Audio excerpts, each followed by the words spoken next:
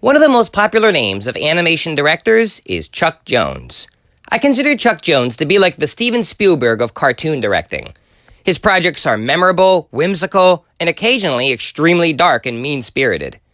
On one hand, we have cute, cuddly animals with warm, light-hearted humor that usually leaves you with that "aww" sound effect you'd hear in a Full House episode.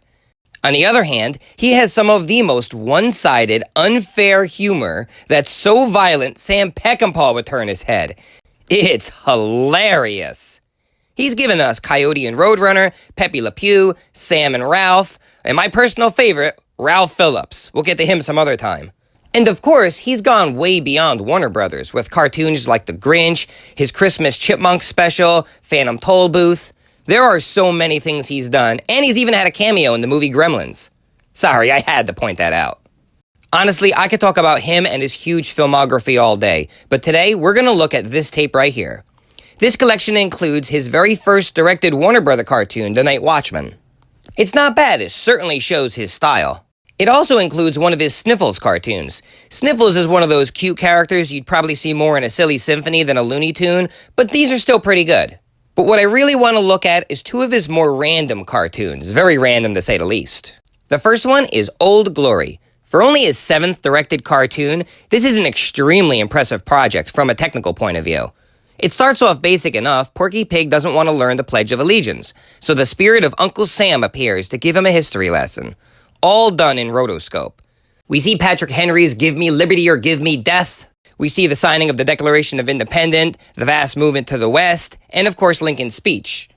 Rotoscope was not very common in Warner Brothers, so this does look a little uncanny valley, but it's still very impressive. Honestly, with all this imagery of patriotism and sacrifice, the most optimistic part of this film is when Porky Pig at the end salutes the American flag and says the Pledge of Allegiance. If you listen closely, Porky says the entire speech without stuttering once. Something about that really shines through like a symbol of hope. The next one we're looking at is the Dover Boys, or the Dover Boys of Pimento University, or the Rivals at Rockford Hall. Okay, long enough title. Like Old Glory, this one is very different from his typical cartoon setup, but is apparently a fan favorite of many, myself included.